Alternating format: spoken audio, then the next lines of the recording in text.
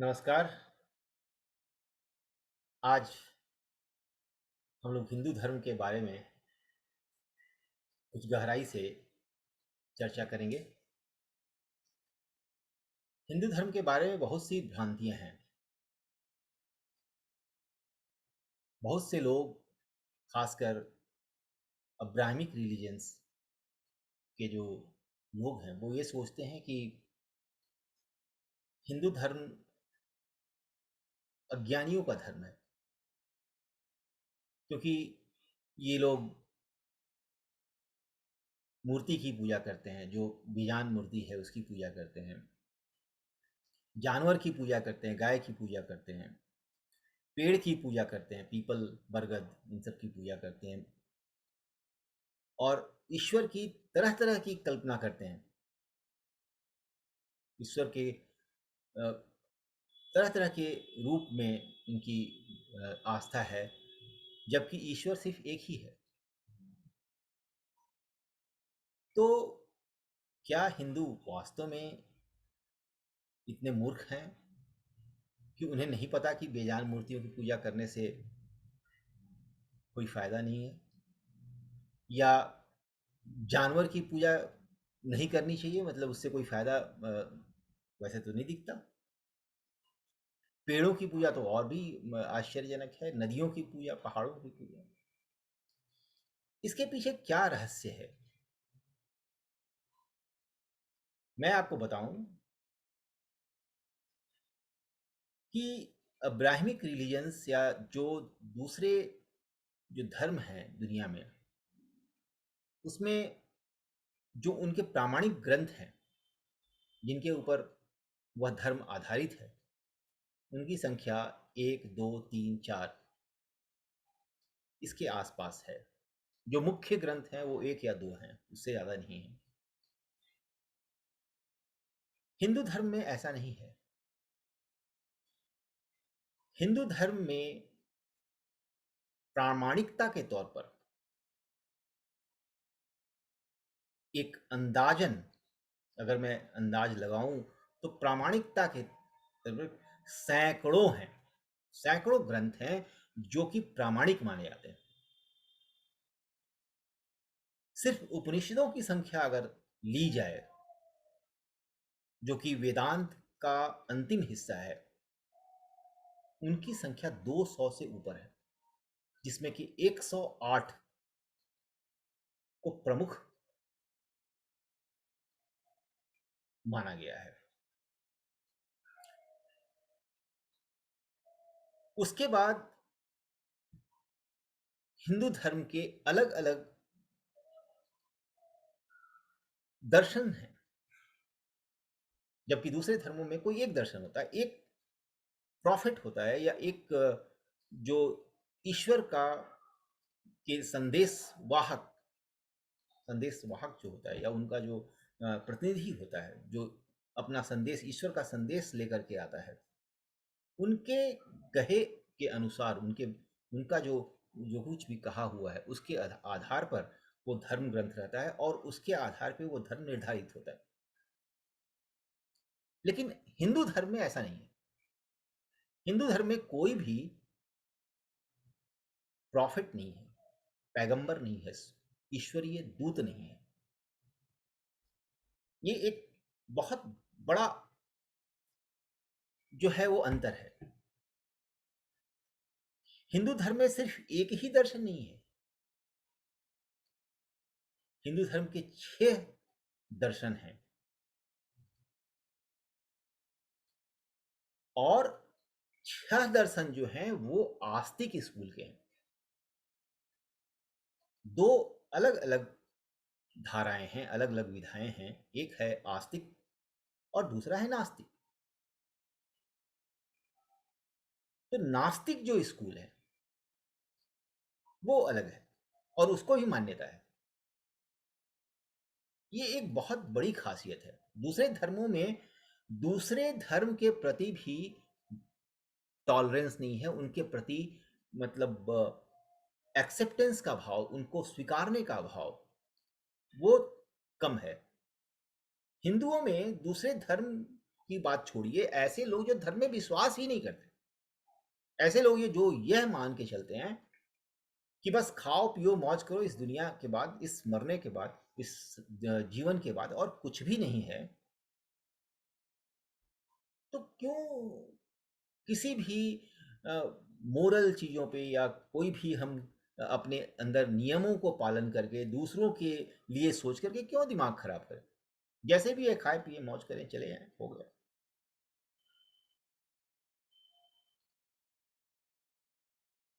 लेकिन हिंदू धर्म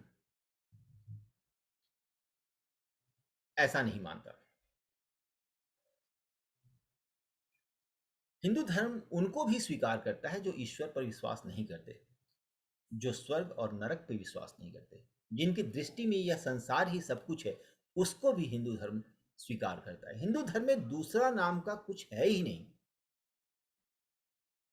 अगर हम ध्यान से देखें तो सिर्फ मानव जाति के लिए भी हिंदू धर्म नहीं है। हिंदू धर्म में सिर्फ मानव जाति नहीं है, उस धर्म में सभी जीव हैं। सिर्फ जीव ही नहीं, इस पूरे संसार में जो कुछ भी है वह सब कुछ है, सभी का आदर है और सभी दैवी शक्ति से परिपूर्ण है, सब दैवीय चेतना से परिपूर्ण है, ऐसा हिंदू मानते हैं। ऐसा क्यों है? क्योंकि मेरे बहुत सारे दोस्त हैं जो दूसरे धर्मों में हैं, खासकर अब्राहमिक धर्मों में काफ़ी हमारे इस्लामी दोस्त हैं। और एक दो वाकया बड़ा अजीब सा है कि एक बार मैं हवाई जहाज़ से सफ़र कर रहा था, तो हमारे बगल में एक मौलवी साहब थे जो शायद भारत से अपना दिल का ऑपरेशन करा के जा रहे थे, उनकी कुछ समस्या थी और हवाई जहाज़ शायद उनके लिए उतना जाना पहचाना नहीं था सफ़र, तो उनको सीट बेल्ट बांधने में दिक्कत हो रही थी। वो ये चाहते थे कि उनकी सीट जो है बीच वाली थी, तो वो चाहते थे कि वो खिड़की के पास बैठ जाएं और खिड़की से बाहर का नज़ारा वो देख सकें, और साथ में उनको सीट बेल्ट भी बांधनी नहीं आती थी। तो मैंने इंसानियत के नाते अपनी सीट उनको दे दी और उनकी सीट बेल्ट भी बांध दी, तो बड़े खुश हुए, बहुत खुश हुए। और खुश होने के बाद उन्होंने मेरा नाम पूछा, तो जब मैंने अपना नाम बताया तो बोलते, अरे आप मुस्लिम नहीं हैं? मैंने कहा नहीं, मैं हिंदू हूँ। बोला आप तो बड़े अच्छे आदमी हैं और आप हिंदू?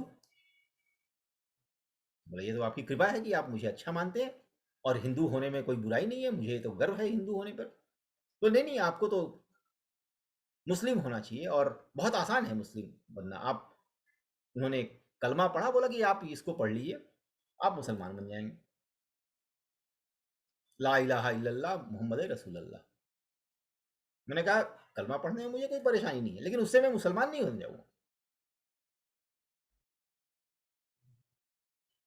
एक और घटना है, मैं इन लोगों के साथ ही काम कर रहा था, हमारे काफ़ी मुस्लिम दोस्त हैं, तो मुझे कुछ काम था, किसी दूसरे देश में था मैं, और वहाँ के जो मंत्री थे, उप उप मंत्री थे उनके, और उनसे हमें मिलना था किसी निर्णय पे, हमें उनका उनके दस्तखत चाहिए थे। तो बहुत सारे लोग इंतज़ार कर रहे थे, मैं भी इंतज़ार में था। मैं भारत सरकार की तरफ से वहाँ पे एक ख़ास मिशन पे काम कर रहा था, वर्ल्ड बैंक की तरफ से। तो उसमें एक हमारे आया भाई, उन्होंने देखा कि भाई ये आदमी थोड़ा, उसका हुलिया तो कुछ अलग लग रहा है, तो उसने अपनी उससे पूछा कि भाई ये तो बड़ा अच्छे हैं, क्या नाम है इनका, और ये वो पूछा उसके बारे में। तो बिना जान पहचान के ही उसने फटाक से कहा, अरे अरे अरे, आपने अभी तक इस्लाम कबूल नहीं किया। तो वो बहुत ही शिद्दत से हमें इस्लाम समझाने के चक्कर में पड़ गया। मैंने कहा भाई साहब ऐसा है मुझे पहले मंत्री जी से मिलना है, मैं उनसे निपट लूँ, फिर आपकी बात सुन लेंगे। बोला हाँ हाँ, आप मेरा नंबर रख लीजिए और जब भी आप चाहें आप हमसे बात कर लें। तो ये जो घटनाएं हैं, आप सोचिए कि ये दोनों आदमी या इसके बाद भी और कुछ लोग मिले मुझे, इनके मन में कोई दुर्भावना नहीं थी, मेरे प्रति कोई बुरा भाव नहीं था, ये मेरा अच्छा चाह रहे थे। इनको शायद लग रहा था कि मैं गलत रास्ते पे हूँ और मैं नर्क की तरफ जा रहा हूँ, और वो मुझे नर्क की आग से बचाना चाहते थे।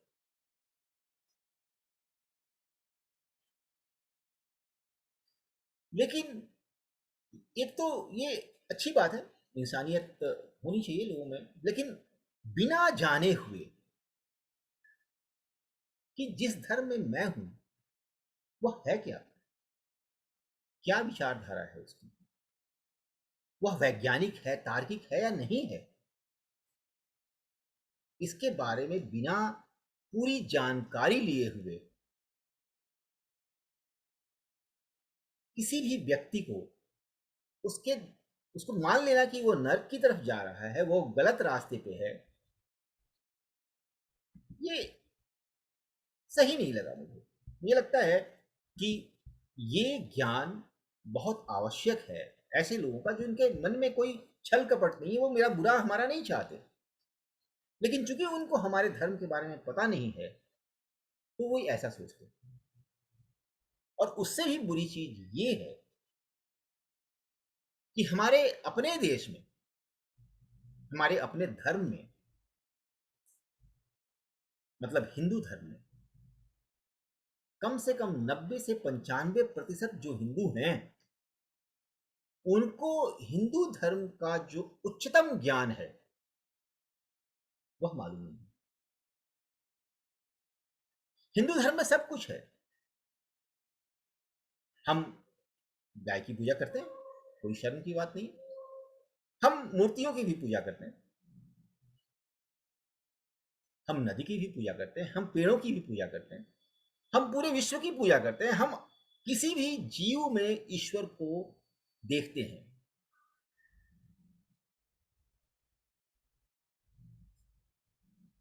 तो ये हमारी बेवकूफी नहीं है।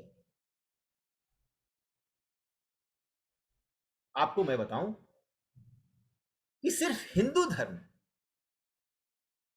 में यह परंपरा रही है, शुरू से परंपरा रही है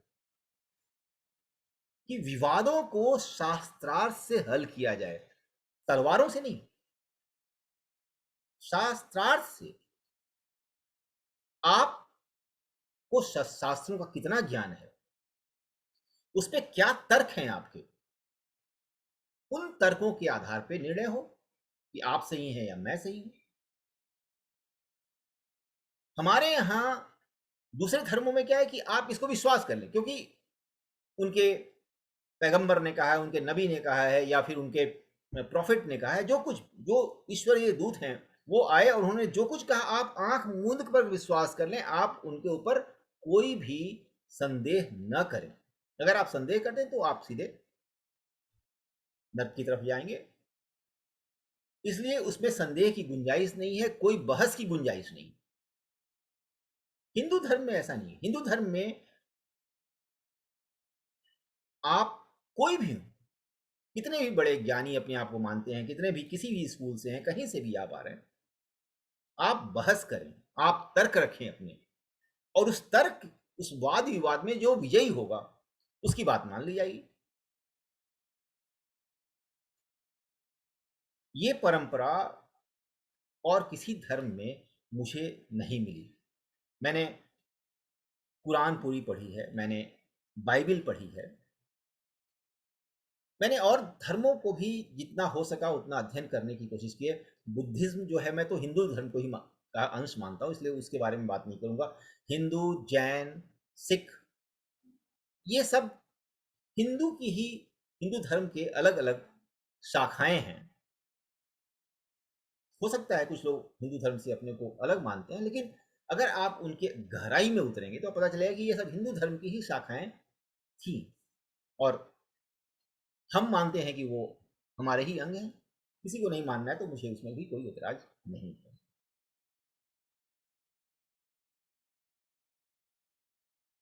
तो सबसे पहले सच क्या है, इसको जानने का क्या तरीका होगा?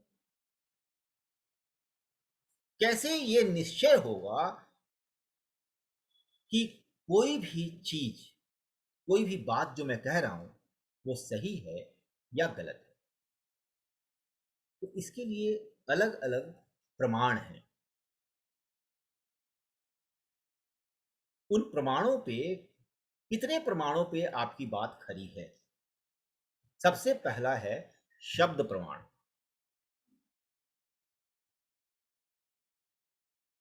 सबसे पहला है शब्द प्रमाण। दूसरा है अपरोक्षानुभूति, डायरेक्ट परसेप्शन, जो कि हम अपनी इंद्रियों से या अपने दिमाग से जो हम सीधे देखते हैं या अनुभव करते हैं, वो एक प्रमाण है। शब्द प्रमाण क्या है? शास्त्रों में जो लिखा हुआ है वो प्रमाण के रूप में दिया जाता है। अब शास्त्रों में भी बहुत सारी कैटेगरी है, बहुत सारे उनके स्तर हैं।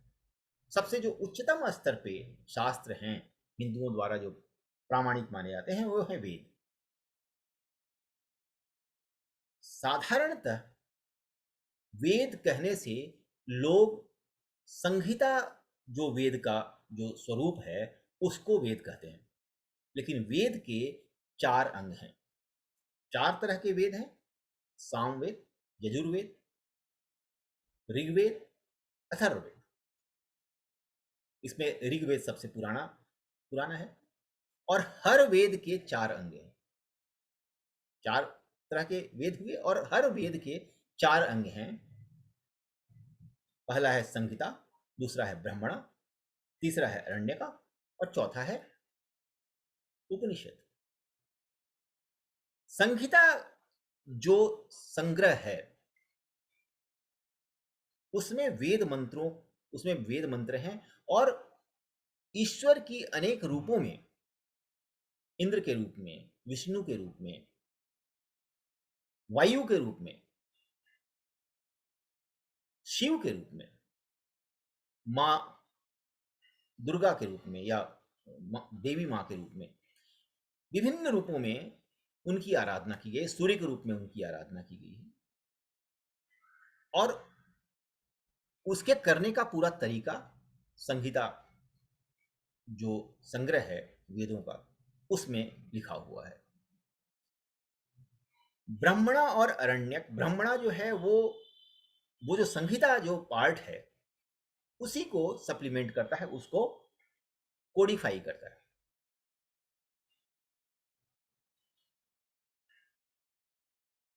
अरण्य का जो है यहां से फिलॉसफी शुरू हो जाती है। ये उच्च स्तर की बात शुरू हो जाती है यहां से। और जो वेदांत है, उपनिषद है, वह अंतिम भाग है वेद का, जिसे वेदांत भी कहा जाता है। और यहां पे उच्चतम जो ज्ञान हिंदुओं को मिला वो उसमें संग्रहित है। तो यह बात सबसे पहले हमें समझ लेनी चाहिए कि जब तक कोई भी चीज कहीं भी कही हुई है, अगर वह वेद सम्मत नहीं है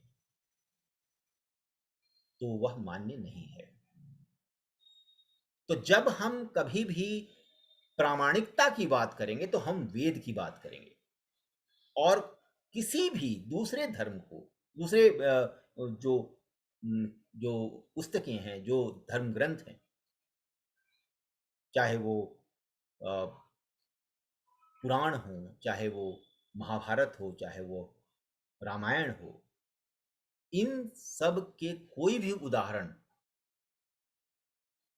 ऐसे नहीं किए जा सकते, दिए जा सकते, या उनका ऐसा माने नहीं निकाला जा सकता जो वेदों में जो कुछ कहा गया है उसका उल्लंघन करे।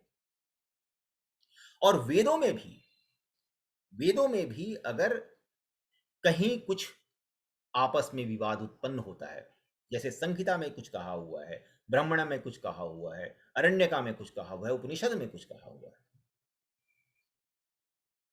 तो इनमें अगर कहीं पे भेद होता है, कहीं पे विवाद उत्पन्न होता है, तो वेदांत को सबसे सर्वोपरि माना जाएगा। यह व्यवस्था प्राचीन काल से आ रही है और इसी के ऊपर शास्त्रार्थ हुए हैं। हिंदुओं में अद्वैत वेदांत को सर्वोपरि माना गया है। वेदांत के छह तरह के वेदांत के भी छह तरह के स्कूल्स हैं, छह तरह की उनके मानने वाले हैं। उनकी इसके में छह तरह से उन लोगों ने अपना अपना विचार दिया है। कर्म कांड और ज्ञान, जो वेदांत है वो ज्ञान के बारे में बतलाता है, ज्ञान का रास्ता है।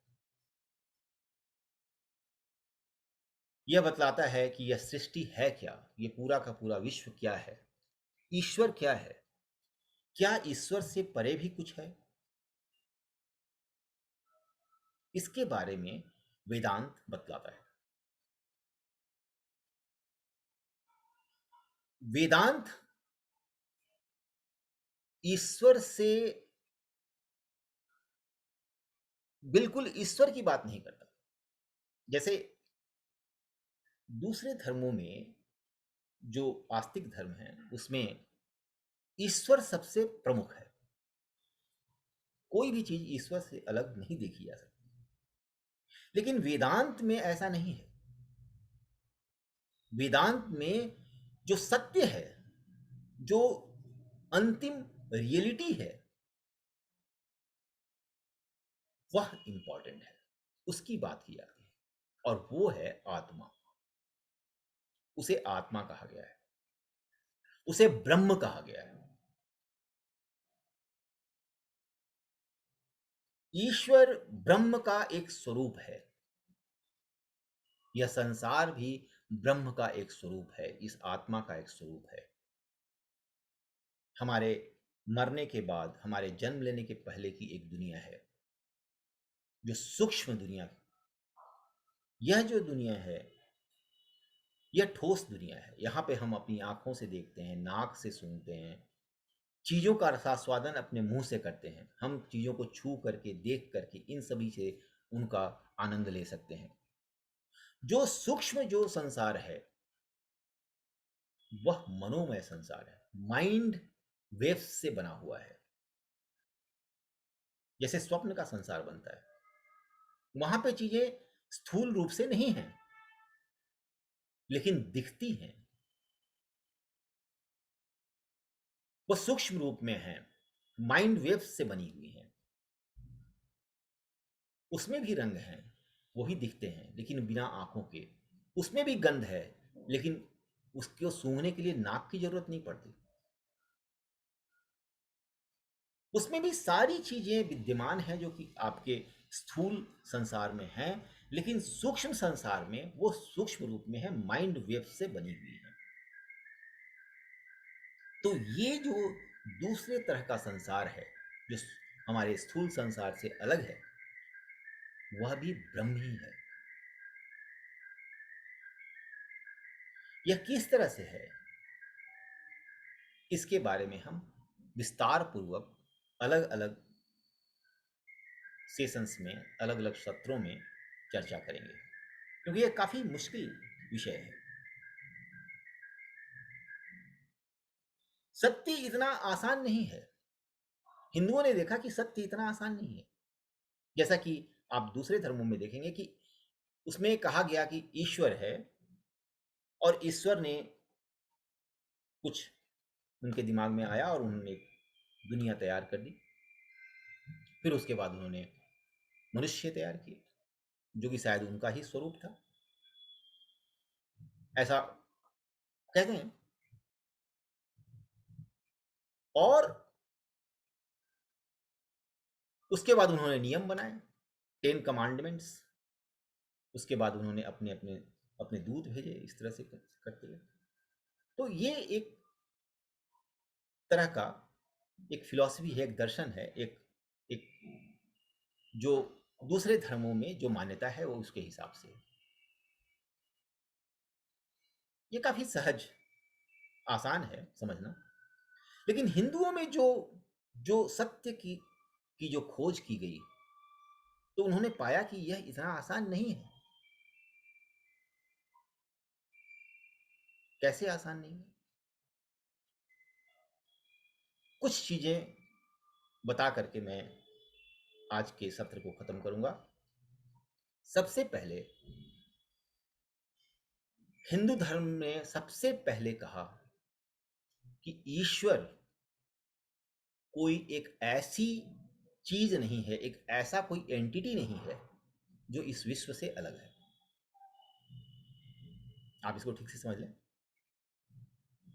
कि ईश्वर कोई अलग वस्तु नहीं है, अलग चीज नहीं है, अलग कोई जीव या जो कुछ भी आप कह लें, कोई ऐसी एंटिटी नहीं है जो इस संसार से अलग है। इस संसार के हर कण में बसा हुआ है वह। ऐसा किसी दूसरे धर्म में नहीं कहा।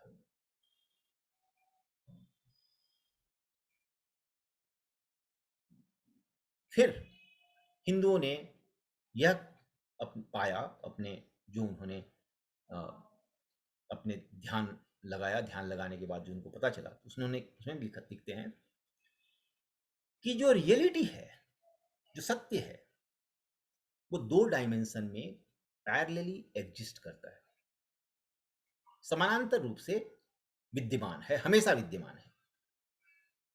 एक जो कि बिल्कुल निर्गुण स्वरूप है, जिसमें कोई गुण नहीं है, कोई ऐसे एट्रीब्यूट्स नहीं है, ऐसे गुण नहीं है, इस तरह के कुछ लक्षण नहीं है जिसे उसे माइंड के द्वारा समझा जा सके, उसको आप ग्रहण कर सकें, उसको आप समझ सकें, ऐसी उसमें कोई भी चीज नहीं है। और किस तरह का है ये सत्य?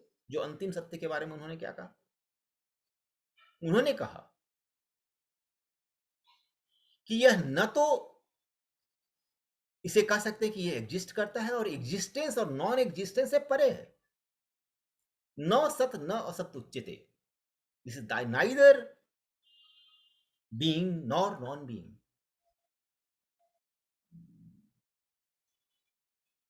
यह न तो स्थूल है न सूक्ष्म है।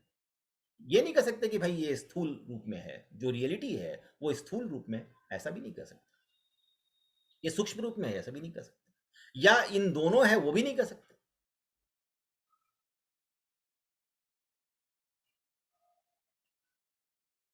दिमाग की कोई भी कल्पना जो अंतिम सत्य है, जिसे निर्गुण ब्रह्म के नाम से कहा गया है, जिसे तुरीय के नाम से कहा गया है, उसके बारे में उसको कह नहीं सकती।